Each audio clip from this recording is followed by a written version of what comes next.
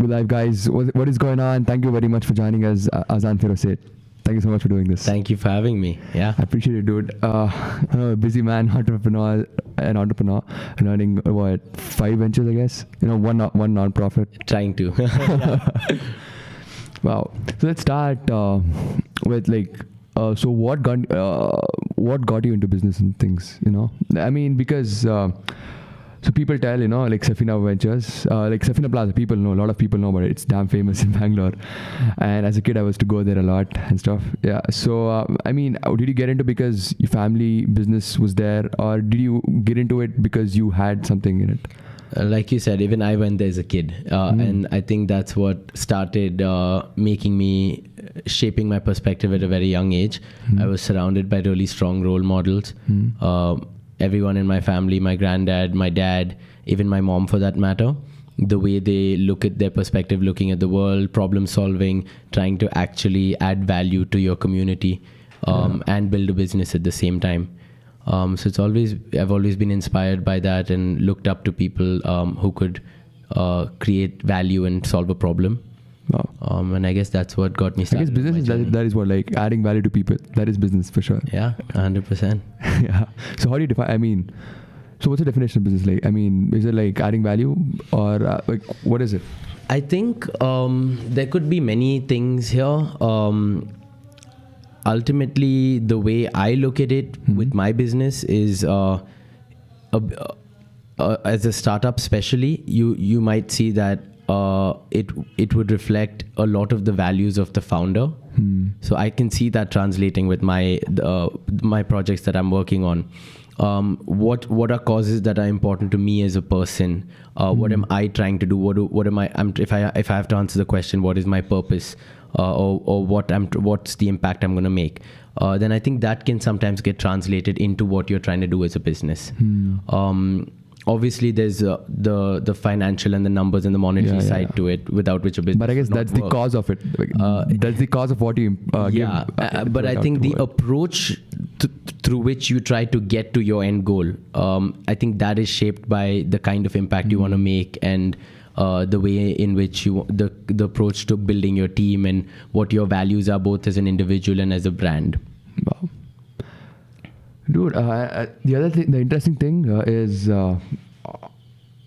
your family is really cool, dude. I mean, I was going through your, granddad's, like he's been a racer, to be honest. I was going through this video on YouTube, so I just randomly found a TED Talk.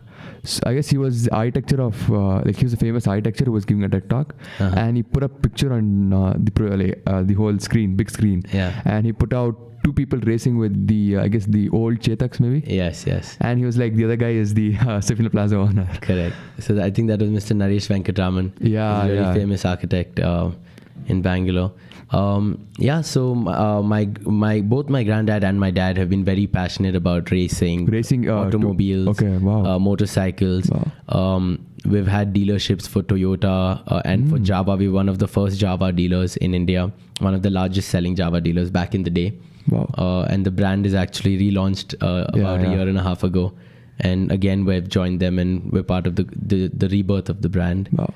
So that's an exciting chapter. It's something that's always being spoken about at the dinner table. My dad is super passionate about it. Wow. Racing is in the blood for sure. Maybe I may get into it a little bit more now. So you haven't got into it yet? Not as much. I would say not as much as my granddad and my dad, because I think it's kind of expected that I have to, because of the legacy and the pedigree, and they've been so into it and they've been so successful. Like both my granddad and my dad have won multiple trophies and awards, and they've taken part in so many races, not just cars and bikes, but also they've been racehorse owners. So horse racing has also played a very integral part. So I'm trying to find where I fit into all of this with my perspective on things. I obviously respect and admire that, but I own an. But it comes down to maybe being yourself, maybe. Yeah. So I own, like for example, my dad might be riding around on a Java and I'm next to him on an Ather. Okay. So I'm just trying to I still am passionate about mobility as a space, but maybe I look at things like self-driving, EVs, more technical stuff. Just the future of what mobility is going to be. Wow. The interesting thing is, did you see the Tesla's new car, man? The Cybertruck. Yeah, Cybertruck. Yeah, it's a sick car. That sick and car. Rivian is also making a really sick electric pickup truck. Yeah, they're backed by Jeff Bezos.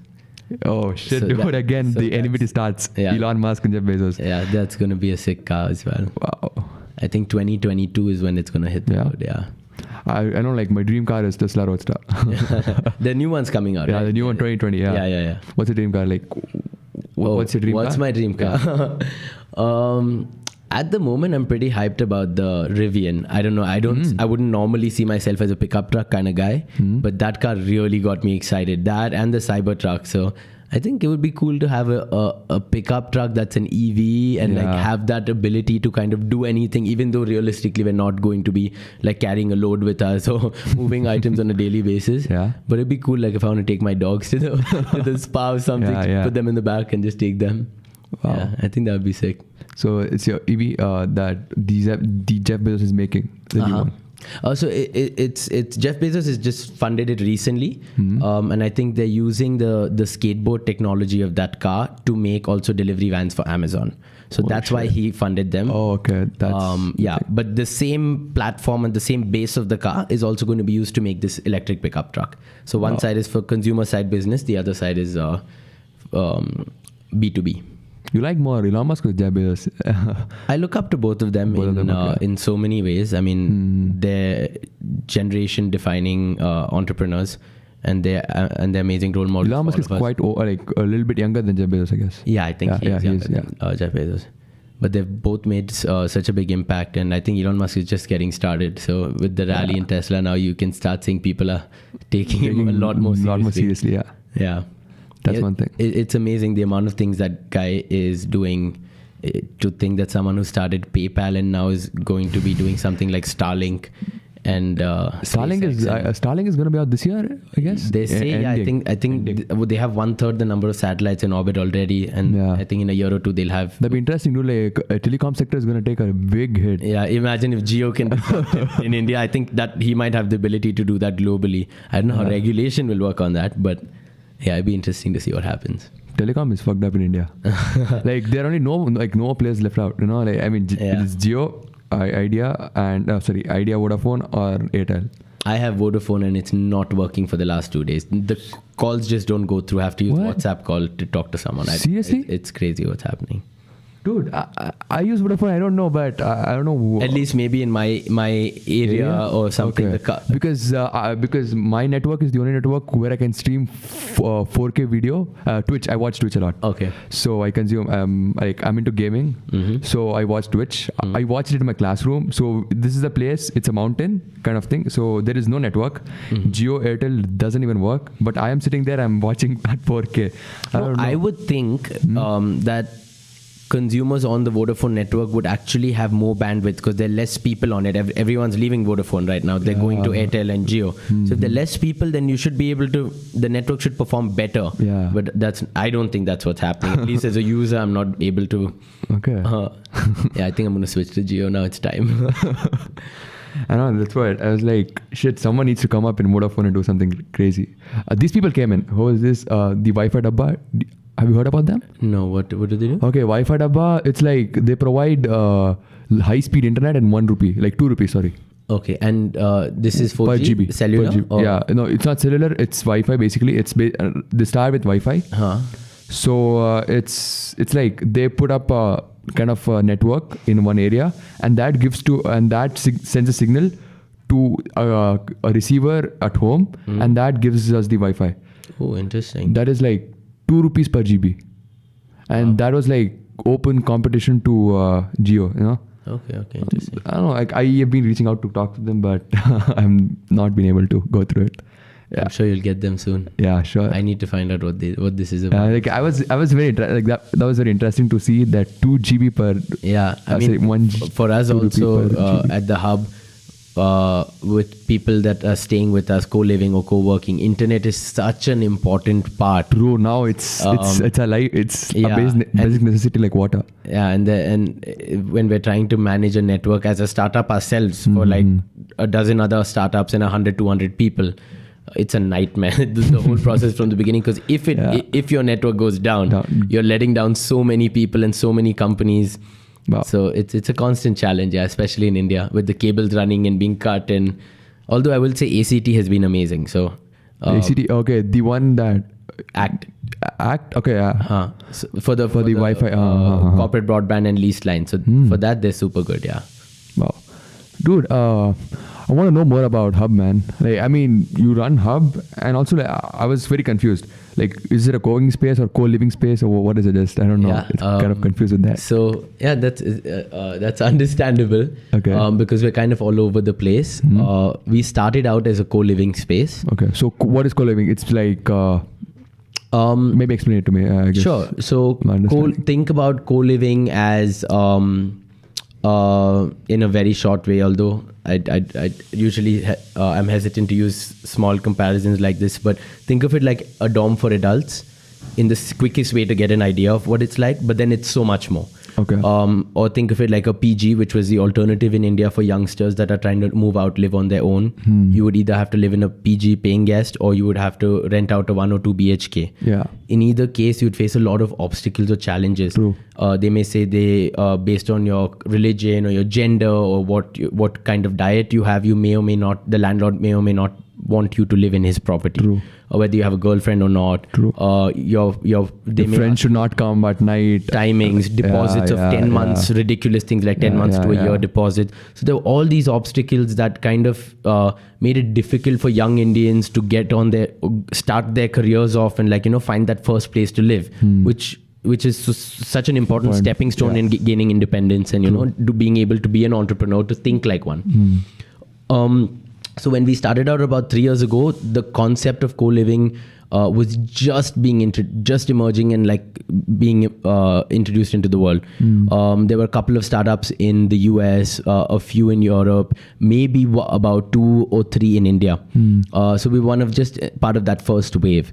And we didn't know what co-living was going to be back then either. So we only knew we wanted to kind of solve this problem. We knew what the problem was, that it was hard for young people to find a place and stay on their own. Yeah. And even if they found it, it was hard for them to have an offline community that they could interact with and actually enjoy that process. So they no longer be lonely in PG and stuff. So we just started out like that. I was fortunate enough that my family owned a property which was a hotel. It was not performing too well, so I got the chance to kind of play with it and kind of experiment and see what could work.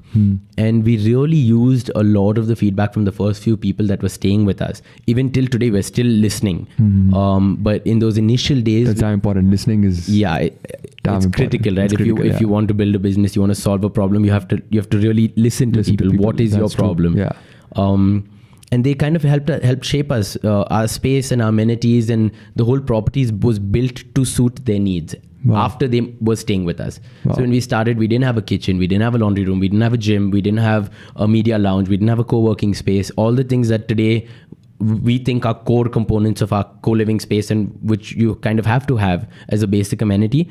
Our first few members lived without that, and that just shows you the need back then. They were more than happy to that. Okay, I have a place, I can stay. And then now, this is just like a kicker. But now, obviously, people are like, okay, this is what co-living means. It's a concept that a lot of people are familiar with. You don't really have to explain to too many people what co-living might mean. But it's interesting. It's fascinating to see the kind of growth of the concept over the last 3 years. How it's kind of becoming mainstream, and people are starting to realize that this is the new norm. I guess, to be honest, dude, I mean, it's very interesting is because our generation believes a lot in renting. So you can see a lot of people right now renting bikes. That is why Bounce, Delivery, Drive Z, all these things are popping up because people are into, it's basically the same thing, when you own a bike, you have a lot of expenses. When you rent it out, quite less expenses. And that's bang on. It's about access. So that's what I always like to say. It's access is more important to our generation than ownership. Yeah. Back in the day, they had to say it was my bike. My bike, yeah. I'll it's a big day. The day I get my bike, I take care of it. It's like a relationship you're having with this inanimate object. Yeah. But today we're saying my bike can be stuck in traffic. No, I'll call an Ola. Yeah. Like my goal is to get from here to there. What is the most cost-effective, convenient way to do it? I think we've started to look at it that way. Wow. And the same thing applies to co-living, co-working. You don't need to own your office or tie down your capital by as a youngster buying a house that's 1 BHK when maybe once you get married you may need a 3 BHK. So I think a lot of these factors play into the same things, like your car rental businesses. There's a couple of startups. One of them was working out of the hub. Startups like Rent Mojo. Rent Mojo, yeah.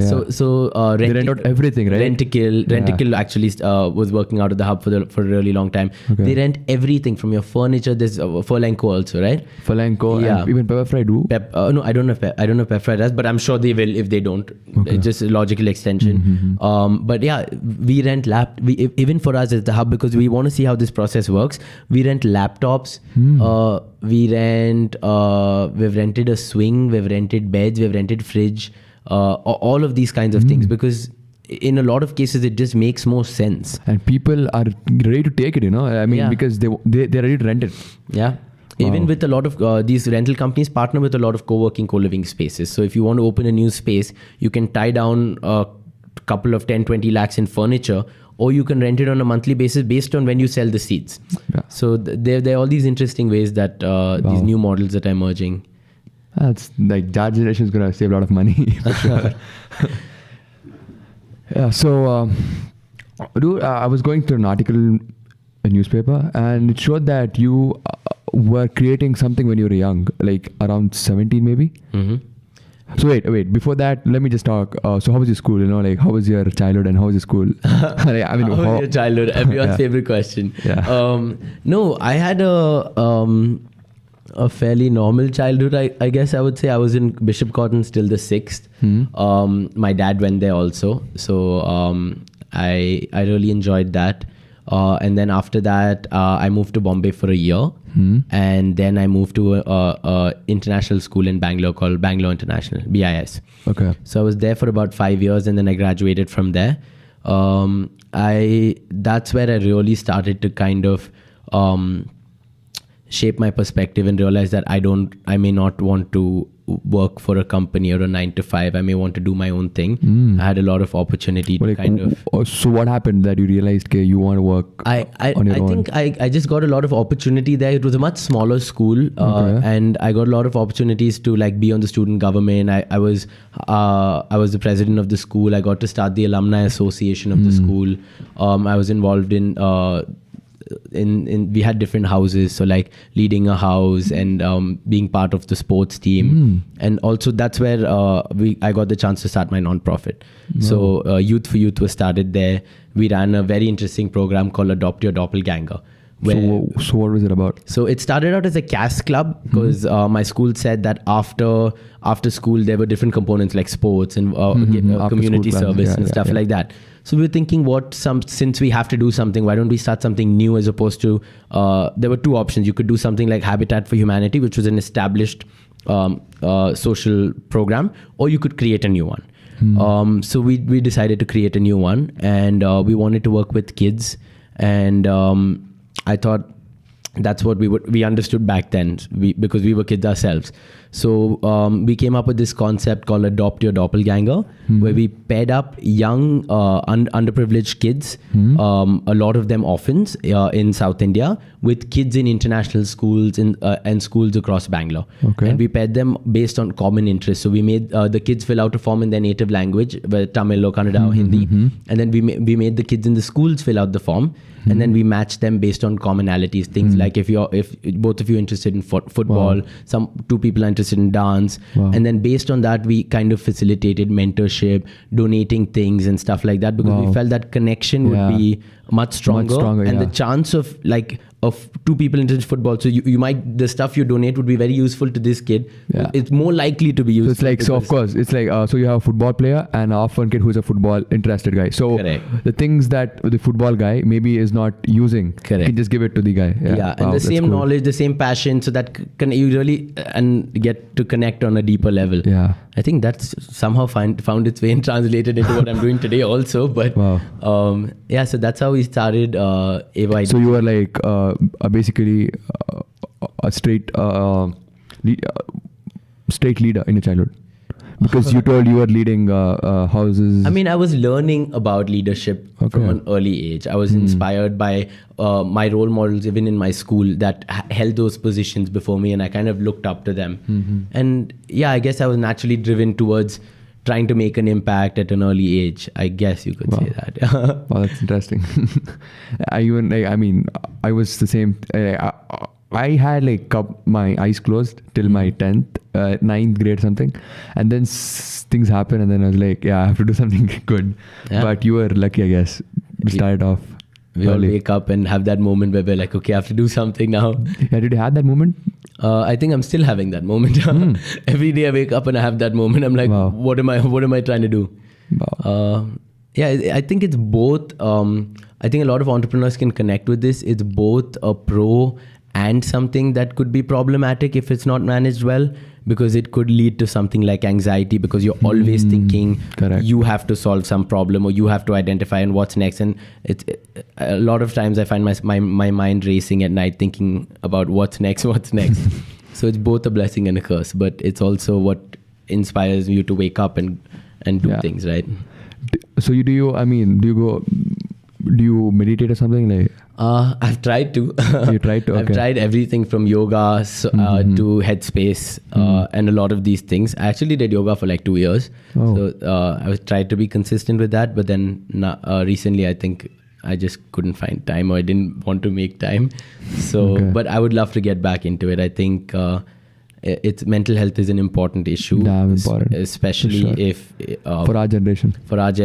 When sometimes it becomes a taboo subject, and sometimes I think it's important as an entrepreneur, as a business owner, to be sensitive to these kind of topics and areas, because when you're managing 100 other people, or you have the ability to influence or affect a policy or decision that could affect so many people, it's important you're in touch with your own emotions if you can make space to understand this. It's true. I mean, a lot of people in our generation, I mean, a lot of people suffer with depression in our generation, that's for sure. But these people, the craziest part is these people don't know what depression looks like. Like that was really crazy to me. I guess there was a study recently done, and I found majority of people who are into depression don't know they're into depression. That was very shocking to me. And I was like, especially in Asian communities, mental health is not really seen as an illness or as an issue that can be spoken about openly. It is. It's not encouraged. So how do we know if we're feeling depressed or if something's bothering us when we don't have role models who have opened up about it, successful and unsuccessful people who've spoken about their issues with this topic? Yeah. And I guess in entrepreneurship community right now, a lot of people are coming out and telling that this thing is really true. Like this thing really happens. There is anxiety and stuff, but it comes down to how you manage it. 100%. Yeah. I couldn't agree more. Yeah. And so right now you're running an NGO, right? So is the same youth for youth, or is it different? Yeah. So over the last 3 years, when I completed high school, and I went to LA to university, I tried to lay a succession plan so that the organization would continue. And I passed it along to my juniors in school and my sister, who was running it for about 4 years. And then once I came back, I kind of thought, okay, now I might not have that much time to do this full time, since I want to pursue my other like entrepreneurial ideas. So eventually, about 1 year into starting the hub, I thought, okay, there's an unique opportunity because of the kind of business that we're building to kind of make this like our CSR wing. And to lay that foundation now, so that over time we could make an impact, even if we do one thing per quarter. with the kids. But if we do it meaningfully, impactfully, thoughtfully, and that's just the approach that we're taking. So, for example, a simple thing like having a donation box in our co-working and co-living spaces, where members, when they're moving out, they usually are changing cities. So there's a lot of there's stuff that they're not able to take with them. Sometimes they just want to contribute to the kids. About once in a quarter or once in 6 months, we try to bring other kids we work with over to the property. So if we're having a party or if we're doing a movie screening, most recently I think for my birthday we got them over, and we make them part of our family, and we give our members and our team the opportunity to kind of connect and that feel good about doing something, and actually besides work and all the other stuff that you're doing. So we really enjoyed, and I think we're blessed that like we were able to connect the two. And that's actually crazy, man. I mean, because it's interesting to know because look, you have not of course like so it's like right now a lot of people who are orphans, like I mean who have been orphans. So yesterday we had this guest, so maybe like he lost his dad, and then he's like, he doesn't celebrate birthday, he goes out to orphanages and celebrates there. I actually grew up that's how I met the kids, because I grew up every birthday going to so what do you do, like everybody, what do you do? So every birthday we went to the orphanage, we gave cake and like samosas or juice or something, and just spent some time with the kids. And that was like a routine. From when I was a kid, it was something that we always did every year. It was something my grandparents and my parents have also done. So I think early on as a kid, if you're kind of exposed to these gratitude, these things, you're just spreading love and stuff. You have a certain humility that kind of develops in you, which may be harder to kind of pick up a little later on, because by then you've kind of formed your opinion of the world, and whether you're optimistic or pessimistic. But wow. What do you think about right now? The entrepreneurship is getting lot, like it's completely. Like, I mean, it's different what it has been couple of decades later, earlier. Sorry. So what do you think about it now? Like, I mean, are we doing right, or like, because everyone is now, because you can see especially in Bangalore, everyone is like, I want to open a company, and there is that thing. So I think okay, maybe it's good to some extent. Not like everyone out there is not ready to have that, like the mental strength or the physical strength to own a company. Like, I mean, so what's your thought on it? So I agree with you. Entrepreneurship is not for everyone. But I'm a little optimistic when I look at this, because as someone who has not only struggled with his own entrepreneurial journey, but has been exposed to and seen firsthand running a co-working and co-living space, multiple other people who have pursued this path fail, and a few people succeed. I look at it optimistically. If you succeed, you find what you were meant to do, and you become an entrepreneur, and you provide livelihood to other people, you employ people, you make an impact, all of that, right? That's cool. If you fail, if you're optimistically looking at it, you've learned that was not for you, so you've ruled it out, and now you can go on to doing whatever you want to do. But you never have that in the back of your head that I should have tried this, or I could have done that, because that's regret, and there's nothing worse than that at the end of the day. Right? Regret is poison, man. So either way, it's a learning opportunity, or you find success. I think I wouldn't criticize people for chasing it, even though it's not for everyone. But there's so many trends that are kind of pushing people towards exploring entrepreneurship today, and I think that it's gonna become more relevant in society as a form of as a career path. I look at entrepreneurship almost as a career path today, because like if you look at the way businesses are built, they use freelancers, like we use freelancers. And what is a freelancer? Freelancer is an entrepreneur who's building his own business. If someone's doing videography, if someone is doing digital marketing, someone's helping you with HR or accountancy, like an auditor, they're all entrepreneurs, right? So some of them are single people firms, and some of them have built up a team around them. So I think entrepreneur, it's an ecosystem. The more people pursue it, the more they need other people that are pursuing it who can help them. And like you have to climb on each other's shoulders and pull each other up, and then just keep repeating. So I think, and the way I look at it, there's no better time to be alive if you're an entrepreneur or if you have the entrepreneurial bug, because today we can use the building blocks that were built over the last 2 decades. Things like I can have a website up in 30 minutes using Wix. Drag, drop, buy the domain on GoDaddy, link it, and we're live. I can make my Instagram account, I can link it, and I can start sharing my story. Just Instagram has 1 or 2 billion people using it actively. So when has an entrepreneur ever had a platform like that to kind of, whatever your business is or your story is, to get that word out instantly? But then the downside to that is the amount of noise that's there, right? So these streams are flooded with everyone trying to say, this is what I'm doing, this is what I'm doing, this is what I'm doing. Now it's not kind of saturated. So but I guess that's what you have to be smart now, being more louder. You have to be creative. That's what I tell my team every day. What is our story? What are we trying to tell people? We are not providing a desk or a bed. That's sales.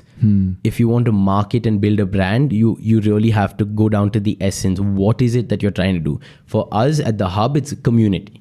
So we're trying to build an offline community. We're trying to be a place where people can come together. We're inclusive. All different kinds of people meet, socialize, network. So that's what, as long as we're clear on what we're trying to do, it becomes very easy to then tell our story and market. And I think for everybody, day one, we didn't know that. It took us 3 years to be so confident for me to be sitting here and saying, I can describe my company in one word: community. So for everyone, it's a journey, and you listen and you learn and you'll think it's this, but then it'll end up being that. And then one day you'll be like, okay, now I'm sure this is what we're trying to say. Wow. And the thing is, what do you think about the education system right now? I don't think, because like what education system has done to entrepreneurship is like it has made it like a degree, you know. It's like you teach the people how to be entrepreneurs. I think it comes naturally to people, entrepreneurship. I believe that it comes naturally to people. But I guess what education system is doing right now, it's kind of very sad to see what it is doing to entrepreneurship. Do you believe, or like? I think you can't really teach entrepreneurship, although ironically I studied entrepreneurship in USC. So I shouldn't be saying that, but I think the role education plays is it creates a spark. And if you have it in you, you will then use the tools available to anybody to kind of light that flame and to take it somewhere. So I was exposed to a lot of concepts and ideas in my educational journey, both from high school to university. There were clubs, entrepreneurship clubs. They brought in famous CEOs and different kinds of people to talk to you about what they're doing, how they failed. A lot of our classes on entrepreneurship, at least for me in college, were about failure. So I had a good experience, but at the same time, I understand that the education system in India, I understand what you're referring to. But I think it's a level playing field today. So we can't and we shouldn't really complain, because anybody, whether you are wealthy or not, or whether you're from a certain caste or not, or you're from Mysore or you're from a tier 1 or tier 2 city, it doesn't matter. Jio has made like internet available to everyone at a low cost. YouTube has made knowledge available for free. There's Coursera and Course Hero or a couple of Udemy. Sorry. And with LinkedIn and all of these things, everything, information has become a commodity, so anyone can access it. So I think that is what India will be built on. That's why companies like Byju's and all of these guys are really starting to see exponential growth, because it doesn't matter which high school you went to. I this Indian education system, like I believe it's completely crap, to be honest. Do you? I don't want to say it's crap or it's good, but my point is, our Indian students aren't limited by the Indian education system. I think I guess they use it as an excuse, maybe. Maybe. But you can Google and learn about anything you want at your own pace in your own way, and that's what we're doing as Indians. That's the reason why we're coming up. You look at America, you look at the CEOs of the top 10 companies. How many of them are Indians, right? Because we have that innate desire, we want to learn, we want to know. It's just in our culture, it's in our blood. So I guess that is what I was telling Indians are they're very, very passionate to learn. But that's what, formally it's not happening. But that's what people who are out there learning on their own, those people are doing some great stuff. No, I understand exactly. And even things like the cost of a textbook. Can you imagine historically somebody may not have been able to gain knowledge because they couldn't afford to buy the textbook. Yeah. Or they would have to share it. That's not a problem that exists today. Yeah, you can study, learn and pass your exam without having a book. Yeah. Just even from the last 4 years when I went to college, I was seeing that transition. A lot of people just weren't buying the textbook. They said, no, it's online. Like even I do read. I literally don't take textbooks. Yeah. Like my parents see me and like, dude, you don't study from textbook. Like, how do you study? I'm like PDF. Like I have Spark Notes. There's You're condensing knowledge into like videos and summaries, and that's actually a good thing because it allows you to learn much quicker. Although maybe it may not be in depth, you may miss certain perspectives. But on the grand scheme of things, I think there's so much opportunity. So I'm personally optimistic. I think we will always find a way, and Indians love to do jugaad.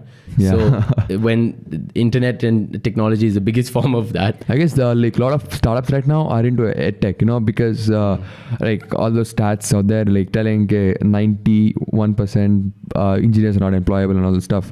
Like right now that edtech boom is seen. Have you heard about the startup Avalon Meta? Oh, I haven't actually. What do they do? So those people, what they do is they get this. So it's basically like challenging the whole education system what India is built on. So it's basically like they have courses from these top CEOs. The CEOs come in. So for example, what do you call? You have this guy who's the founder for you? Ritesh Agarwal? Yeah, Ritesh Agarwal. He talks about entrepreneurship. He comes down, he teaches marketing, he teaches sales and stuff. So those videos are packed up in it. Yeah. And then you have so you can personally connect with that CEO. You can ask him questions. Like an internal intranet where you can talk to your professor type of... The students of that batch can talk to the guy teaching the course. But the professor is not someone who has a PhD or something, but who is practically doing. So it's basically like if he's a scientist, so you're interested in science. So you can practically have a scientist talking to you, telling him that this is the thing, not a science guy or like not a professor who has done PhD or something like that. No, I think this is the new form of education, and maybe a government school or even a private school may struggle to kind of provide exactly what you just described, because the pace of innovation and technology is so fast. If we follow the old school of thought, which is a professor who's teaching you is like 70 and you're 18, what he's teaching you worked 50 years ago. He doesn't know what's working today. The only person who can teach you what's working today is someone who's working on it today. Because it's going to be different by the time you graduate. So these are new forms, and I think edtech space will be hot. We've worked with a lot of edtech companies at the hub as well. Wow. So I think it will be interesting. There'll be new formats, and it's an exciting time even to be a student. I think. To be a student, it's exciting time for sure. And how was the time in US, dude? You've been into US for higher studies? Yeah, I was there for about 4 years. I was more primarily in LA and New York. I studied in LA, but I had a family and friends in New York, so I used to travel a bit. Holy shit, that's like the other end of US. Yeah.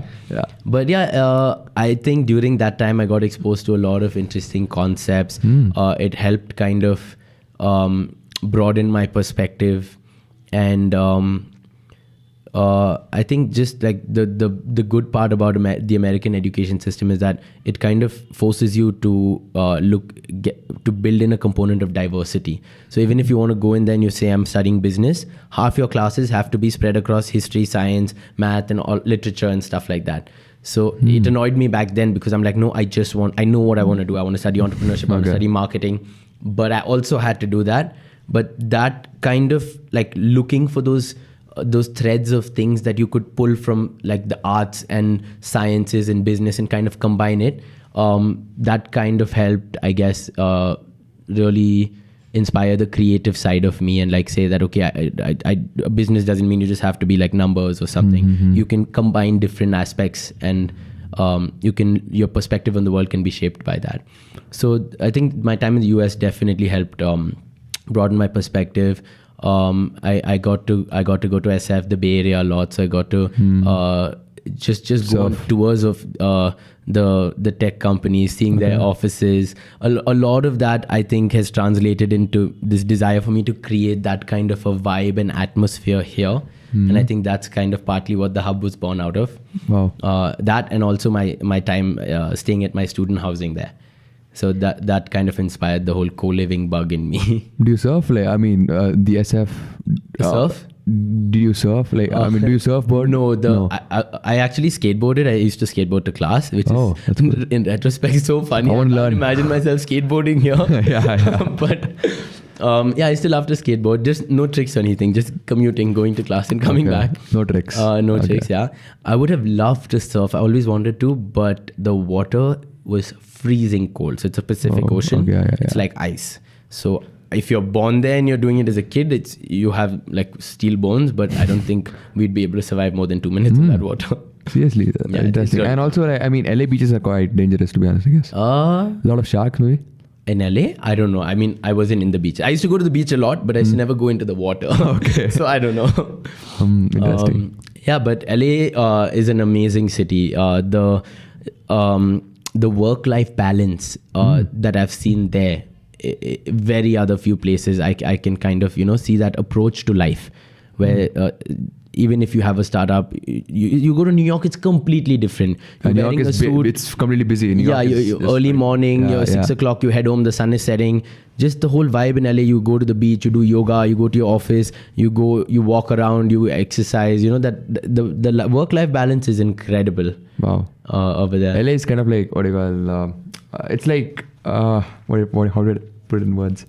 Kind of very chill city, maybe? Yeah, it's a little bit more laid back, but that doesn't mean that they don't get work done. I think because they find that balance, even if they work a few hours less in a week, they get more productive. Yeah, the productivity. You can see with the number of industries. New York is like hustle bustle. Like I think it's more finance focused. You micromanaging the numbers and looking at all of that. So different approaches, both work clearly. Yeah. But I think for me, I couldn't have found a better place to go to. I think you love LA or New York more? Oh, LA is like my second home. LA for sure. LA for sure. Yeah. Wow. Do you get to meet any famous business people? Lots of them, especially through my time at USC. I served on the board of 2 of the largest entrepreneurship organizations there. So we got to organize and take a lot of our students and go to things like TechCrunch Disrupt and the Launch Festival, where I got to meet Peter Thiel. And a lot of VCs, a lot of companies that today are unicorns, but back then were raising like their first or Series B or Series C rounds. So it's amazing to kind of see them pitch and then years later to see what they've been able to do with the funds they've raised, how they've approached the whole thing, because you just follow it more closely when you're there, and it's more inspiring. You can relate to that story. You can pay attention to it. Otherwise, with the noise, you'll end up on Netflix or something. But yeah, it's been amazing to see the kind of things people have done. Even like, I remember there was this company in the healthcare space where you could take a sample or swab of your saliva and then send it into them. And it was like an e-commerce digital wellness and testing company. And they've really been killing it. Robinhood was another company I actually applied to as an intern. And then they're now like killing it with zero brokerage. It's an incredible company. It's like Zerodha in India, basically. I also worked for an edtech company. It was called General Assembly. So I was their campus ambassador. They ended up, I think they're a unicorn now. They got acquired, but they were also trying to redefine what education would mean by teaching really specific skills like website design, and then guarantee jobs in top companies after you graduate that course. Okay, wow. So that was another interesting exposure that I got. So you got to work with these companies? Yeah, I almost did like 10 or 12 internships between high school and college. And I think the biggest learning from that was I learned 10 to 12 things that I didn't want to do. Because I did everything from a bank to a hotel to a financial technology VC, educational startup. And it was like ruling out, okay, this is not what I want to do. This is not what I want to do. Some parts of this I find interesting, but maybe this is not what I want to do. And then finally, I think just by process of elimination, I ended up at what I think I found interesting. And wow. And it's very it's very rare, someone who uses process of elimination to find something what they do. That's what happened. I mean, it would be convenient if I just found it one day, I woke up and I knew I would have saved a couple of years. But that's how it happened for me. So I guess, it's very important, like people in the young age have to discover a lot of things. Yeah. That is how they get to know what they are truly. Yeah, making multiple small mistakes rapidly and just improving is the best way for even in our business. That's what we do. So just having a culture where personally for yourself and for your employees and your company, where failure is a normal part, it's accepted, it's something that's not frowned down upon. I think it's so important. It's very important to have that kind of atmosphere in Indian society particularly, because where failure is seen as something, a great sin, Yeah. It's easier to iterate and like to kind of, keep improving rather than to think that you have to plan everything, get it right on the day one of the launch. The amount of stress that puts, the amount of things you have to, assumptions you make. It's a different approach. It's not something that I would encourage. Yeah. So what interesting you're building on, like for the future and stuff? Anything you're working on? Yeah. So a couple of things. So over the last 3 years, we've kind of formed our business model at the Hub, which is co-working, co-living and community event spaces. We've started our second project, which is Safina Banquets. That's end-to-end event management and event spaces for everything from a wedding to a birthday to corporate events. And now we're looking at a couple of things. So we have mobility, which is with Java and Safina Motors. We have retail, which is Safina Plaza. I'm trying to see that. Retail is very interesting. It seemed very interesting to me, but I've not been in a lot of focus on retail because I'm like, retail is gonna not take a big boom or something. I think it's interesting what's happening in retail and like the moves that are being made, because a lot of people may not realize unless they're in that business, but it's one of the most heavily disrupted businesses that's currently being disrupted, not even keeping in mind e-commerce. That whole wave was over, right? Everybody knows Amazon, Flipkart, e-commerce. Now it's going to kill retail. I guess. Did you see that D-Mart owner became the second richest man? Yes. Yeah. So D-Mart's a great example of that. The concept of coming back to brick and mortar and omni-channel retail. I think that disruption, what's underway right now, combined with things like Jio. Reliance will be a very strong player in retail in India over the next. It already is, but I think it's only going to strengthen its base. Where with their stores and their partnerships with like Kinara stores, mom and pop stores, who would have thought your local mom and pop Kinara store would come online through Jio, putting a SIM and having a POS terminal, and your Reliance, you place an order in the app and somebody's actually picking it up from there and delivering it to you. It's like a Dunzo guy going there, picking it up and giving it to you, instead of having to go to a warehouse and then, like your big basket and sending it to you. Yeah. So I think this disruption in retail would be very interesting to watch, because it's like a mix of retail, logistics, real estate. So very interesting. I've been away from logistics. I've been away from retail, and real estate for sure, because I had this kind of negative notion towards these three things, because I was like, these are most cash burning businesses. Like real estate, of course, cash burning. Retail, of course, because you rent real estate, and logistics because you have again the petrol costs, all those resources basically. I completely agree. Even that's how I used to look at it. But I think now I'm a little more excited about these three spaces. Like you said, even with logistics, imagine with this auto show, Tata Motors launching all their EVs. So your gas bill is going to zero. You're going to get at least right now you'll be having to pay for electricity, but eventually it'll be from solar. Yeah. So your cost of operation, your EV is going to be cents to the dollar what it is today. So the logistics is going to boom because of that. And then eventually, obviously, things like drones and stuff, I don't know what's going to happen with that. But it's interesting. So after retail, another space we're exploring is logistics and warehousing. Wow. So we're trying to see if we can apply the same kind of principles what we've done at the Hub, which is our fundamental goal. Like when I came back, I didn't know I wanted to start the Hub. or Safina banquets or whatever I've ended up doing right now. But I knew I wanted to do my own thing. So I started a company called Safina Ventures, where I said I can use my family's legacy name Safina, but like ventures, because that's the concept. We want to venture into many different things.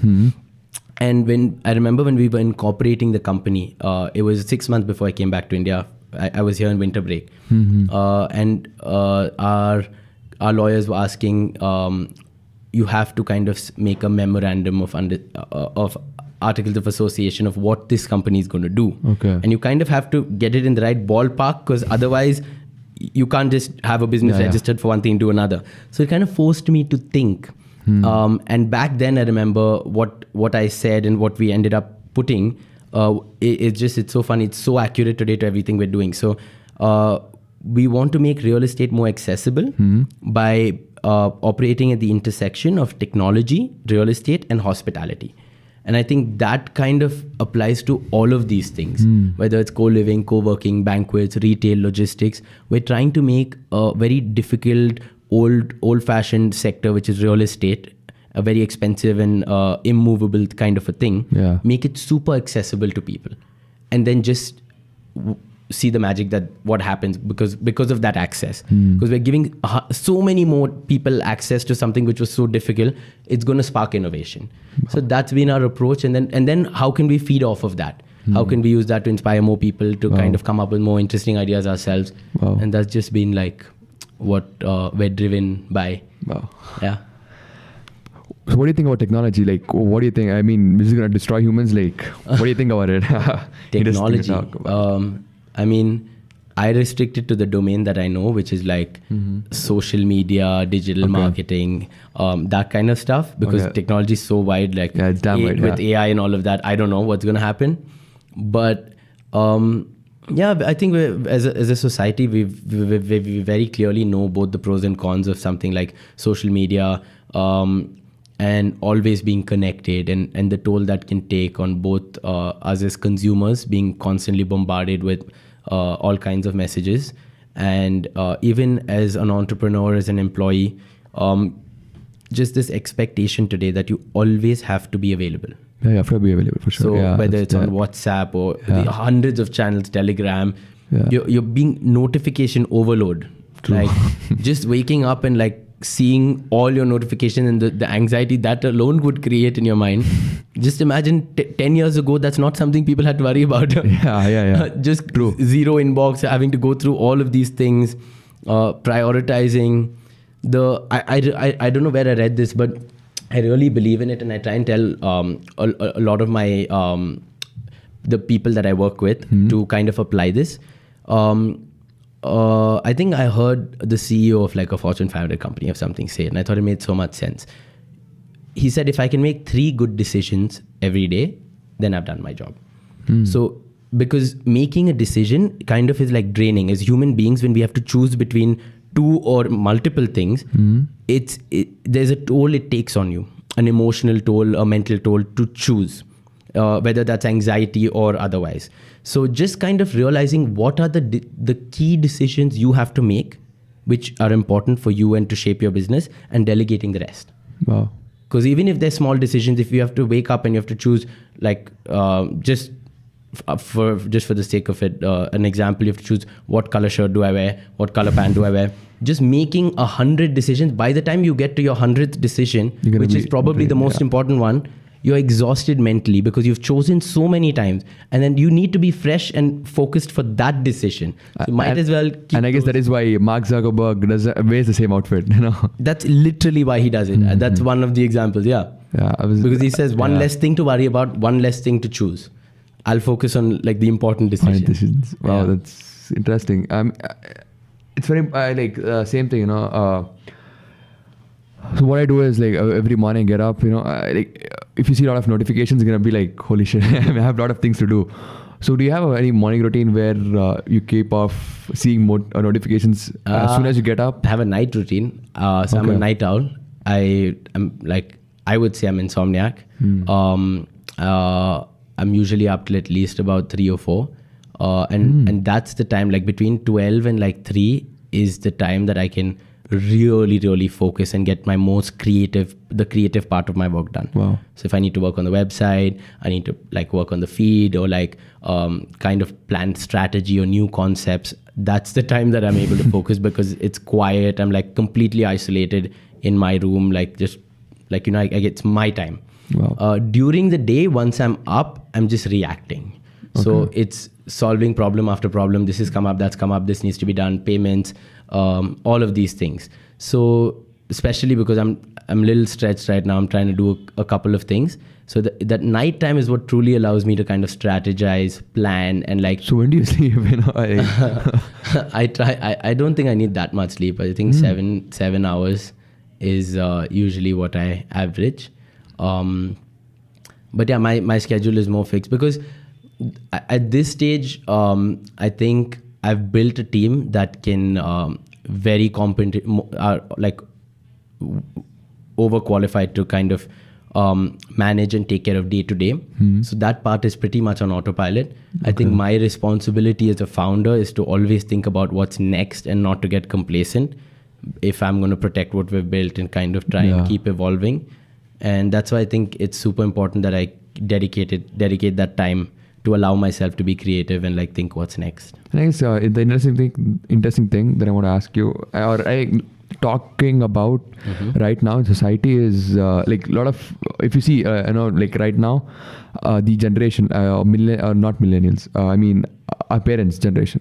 So those people are like they diss on social media. They're like, social media sucks. You guys have become lazy and all that stuff. So what do you think of this? I think social media has not made us lazy.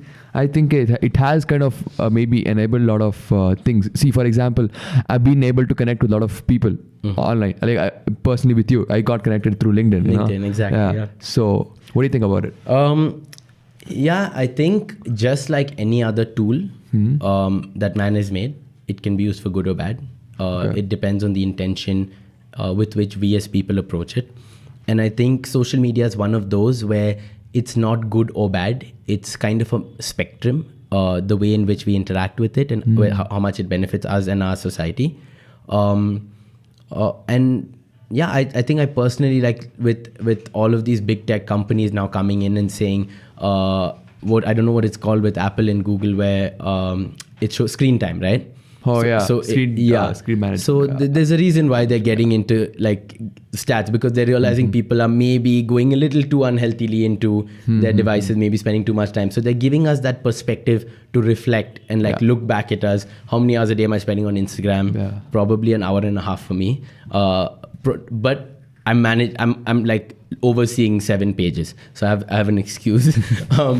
But yeah, I think I think that will actually help, because having that ability to reflect, look back, and quantitatively kind of analyze and look at your interaction with your social media and all these different apps will give you perspective. If you have the numbers, you can kind of set targets and improve. So I think there are lots of things that positive ways that these social media companies and tech companies are trying to create new tools which would help us understand the way we interact with their softwares and their services and kind of see what's right for us. I guess number doesn't come into place maybe when you're doing something productive. See, for example, maybe you are into business, like media business. So you have to be on social media for sure, like a long time, maybe 7 hours, maybe 18 hours. Some people do that, What do you think about that? Because when their number doesn't come into place, but you're doing something productive to help people out there and stuff. Yeah. So like you said, if it's your business, then it's a little different. But then at the end of the day, whether it's that or it's just sitting on a computer programming, that's not social media, but it's still a sedentary lifestyle. Yeah. So there's that whole concept of sitting on a desk, as opposed to like, as humans we're made to be running and hunting and exercising, and that's what our bodies are meant to do. Yeah.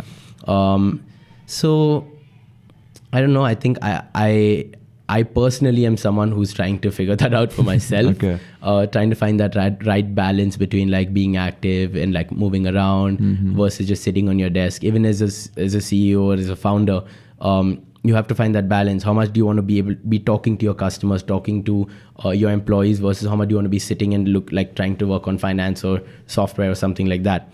But I think it gets tricky because the old form of kind of talking to your customer or like listening to them was in person. today that's on Instagram, that's on LinkedIn. I get to know what people want by just observing and seeing how they're interacting with our pages or what they're talking to each other. LinkedIn is a great example of that. Yeah, true. How we connected. So I don't know, I think we're still in the process of figuring that out. You play any sports? I was interested to know. I used to play football for quite a while. And then I experimented in college. I played a lot. I tried to pick up and learn tennis, volleyball, all kinds of things. But right now, not that much sports. So I work out a bit, try to as much as I can. But yeah, otherwise. But you work out for sure. Daily or what? Like about 4 times a week I try to, on and off. It depends. Recently I'm having a lazy month. But yeah, I try to. Wow. And going back to your old school days, I was just interested because the one question that really is very, when I have to, when I'm talking to either people from St. Joseph's or Bishop Cotton's, is like, why are those like two schools? The rivalry? The rivalry. Oh, I'm smarter than to comment on that. I'm not getting involved. I think both are great schools. My dad went to Cotton's and I went to Cotton's, so obviously I have a natural allegiance to them. But I'll just leave it at that. Nothing further. No comment. I was like, what is wrong with these schools? Like there are a lot of other schools and stuff. But these I think it's a good example of a rivalry that kind of that helps inspire both. It's like a win-win kind of rivalry where it inspires you to be better, and it's like a healthy competition, whether it's academically or in sports. It's driving both schools to kind of students to be better, be the best. So I think that's the positive side of it. I'm going to stick to that. Okay. So what beside how do you reach? How do you recharge? Like for example, you've been into business a lot. Like you're basically into business around maybe 11 months or 10 months maybe. Or do you take a month off or like? Like that. Yeah, discharging from. So I try to travel as much as I can because not only does it help me recharge and just disconnect, which is so important from time to time, so that you're fresh when you're working, but it also just stopping the day-to-day, like the grind of checking things off your to-do list and just like relaxing opens up a new part of your brain where you can actually look at new things and new experiences, and that could actually both benefit you in your personal life and inspire new ideas at work.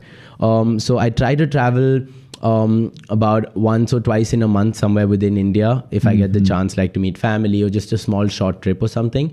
And then maybe one or 2 times in a year if I can get my sister's studying in LA. I used to study there, so I still have a few friends there, so I try to go to the US or London or something like that just to kind of take a break and I try to justify it by saying I'm working and looking for opportunities and try to combine it.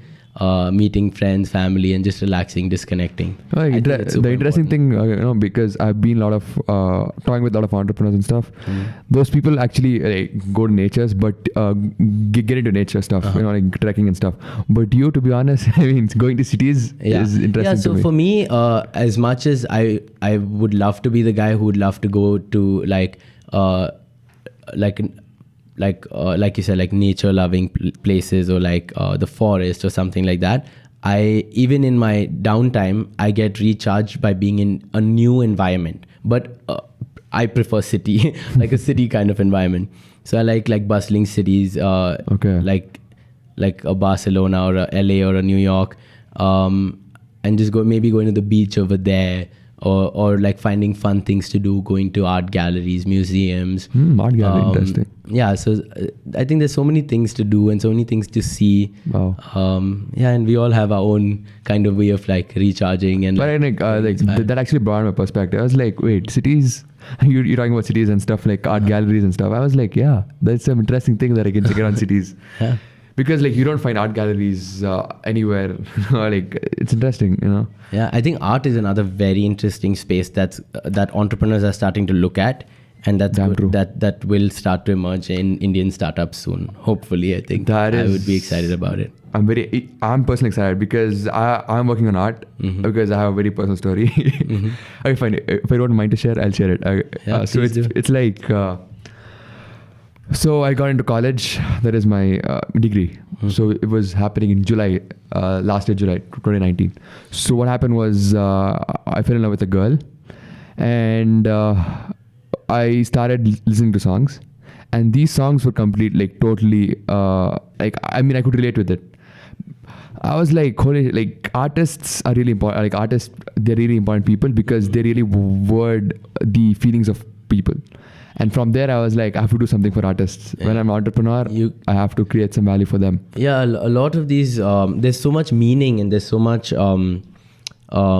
reality in lyrics and in all of this. It's something that it takes you time to appreciate and understand that they're not just singing or like jamming. I used to actually think that when I was like, before that I was like, artists are the most the worst people, to be honest, to hang around, because those people just go around singing songs which has no meaning. Later I felt and I'll be the first to admit it. When I started the hub, I never thought I would have so much to learn from, and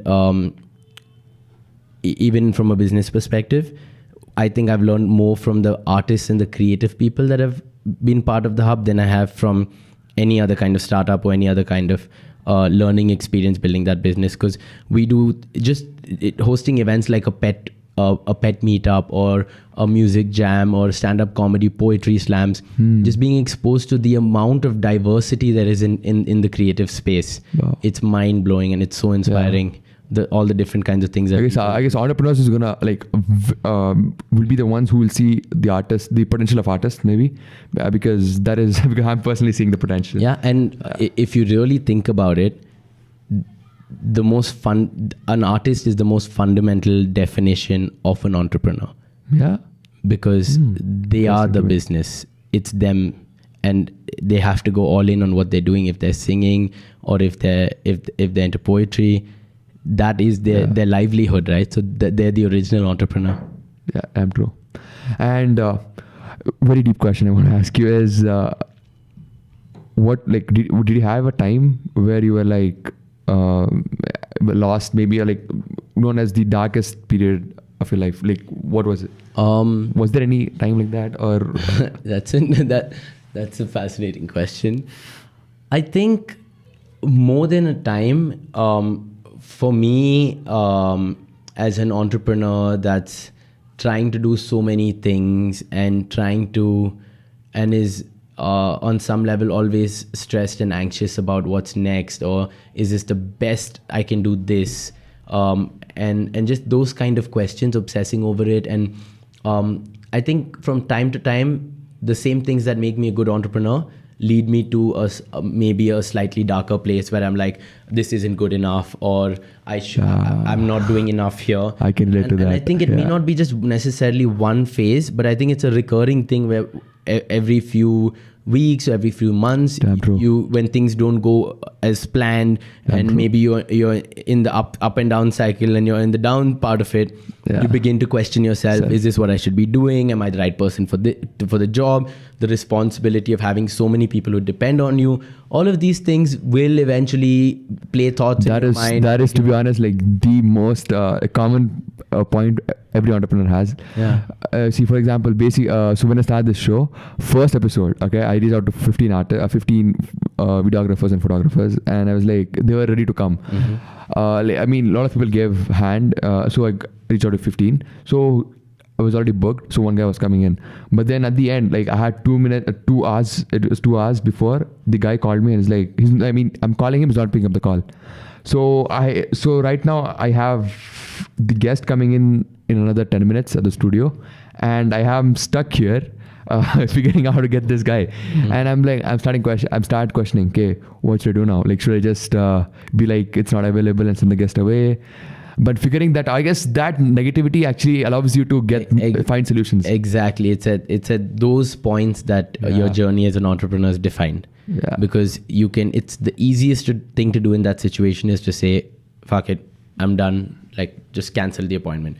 Yeah. But if you have the tenacity and the problem solving ability to say, okay, what do I do with what best I have right now, and how do I just do something with this opportunity and use it as a stepping stone to the next one?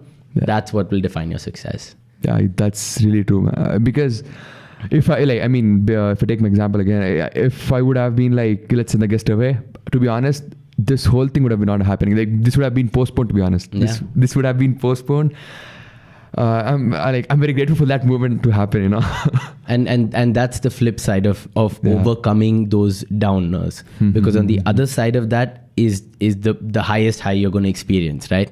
It's sometimes a pure moment of joy. Sometimes you experience a certain anxiety, you know. You feel like you're going to conquer this world, and someday you feel like, holy shit, like, what am I doing? And there's nothing wrong with that, because that's how we're wired as human beings. That's what emotions are, and that's reality, right? So it's not a straight path, it's not a straight trajectory. There's small successes and tons of little failures, some big failures, and entrepreneurship is just overcoming that and like constantly telling yourself, okay, that's what's done is done, what's next? So as long as you're looking ahead and learning from your mistakes, I think that's learning from mistakes is damn important. So before wrapping it up, I want to ask you: is there something that you wanted to share but I didn't ask you? Actually, you know, I think it's so interesting that you're just starting off on your podcasting journey, because you covered all the bases. You everything from personal to professional. You shared your story. You made this so conversational, so friendly, so easy to do. So I want to ask you, what's next for you? And I want to put you on the spot. And first appreciate the amazing work that you're doing. I appreciate you coming. I'm so happy to be here and to be part of this. Thank you so much, dude. But what can we expect from you next? Okay, from me? Yeah. Okay, so this Impact Act, the reason why I started this Impact Act particularly is because I want every teenager who doesn't have privilege to, it's basically a lot of teenagers out there, they're scared, you know, like to try new things, because the one thing that comes to them is parents. And I'm like, okay, fine. I've been to that thing.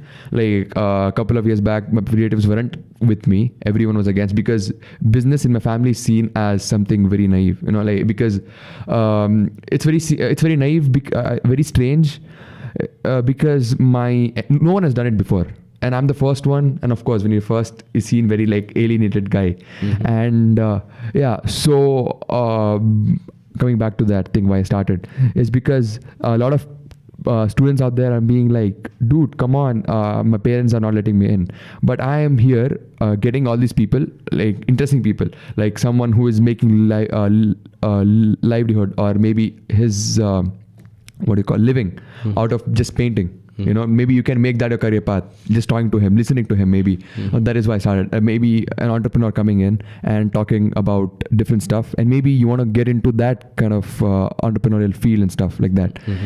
And that's what I'm going to like expand this. I'm planning to make it a movement, you know, Impact Act. So a lot of teenagers coming in together and maybe finding their purpose. That is what I want to do. Like making it completely a youth-centric kind of thing. That's awesome. I'm very happy I got to meet you. And you, thank you so much. And to be honest, you support, I reached out to you and you were like, I support a lot of young entrepreneurs.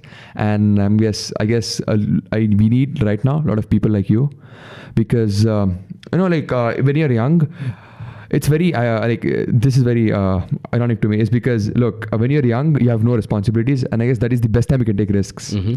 And when you're old, you have a lot of responsibilities, and that's the least time you can take risks. But our society is it operates ulta, you know.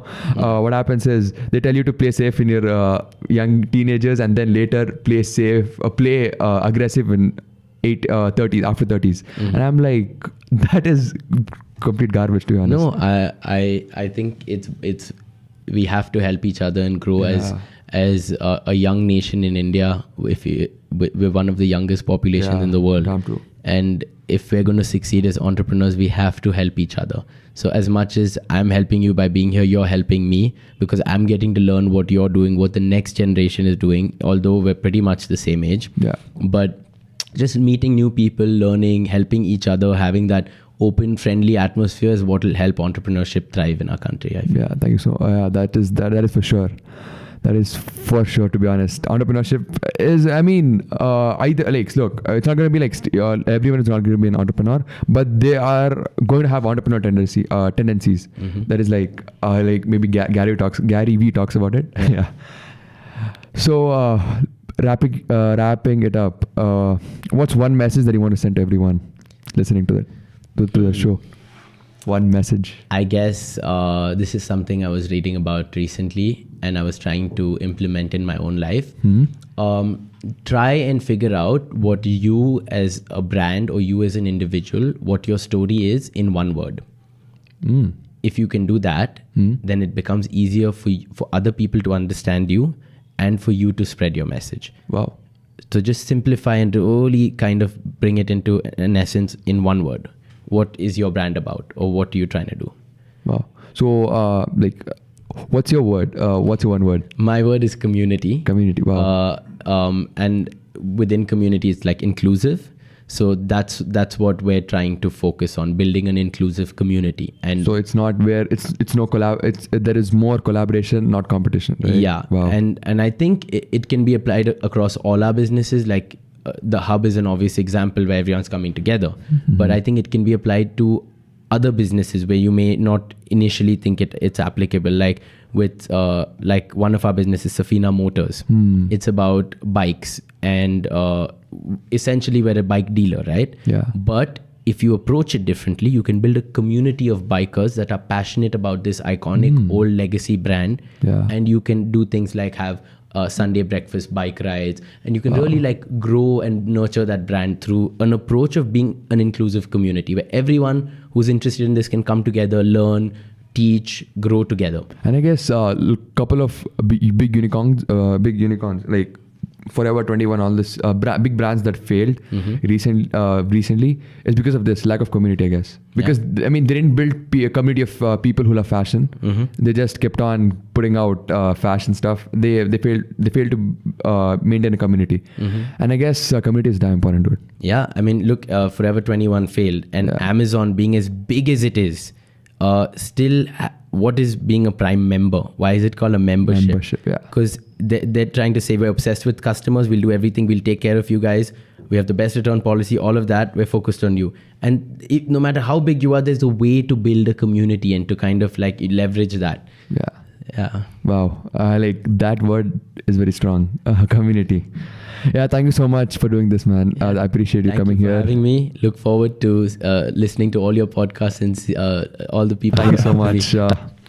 Thank you so much for coming. Hey guys, thank you so much for tuning in. See you on next episode. Bye.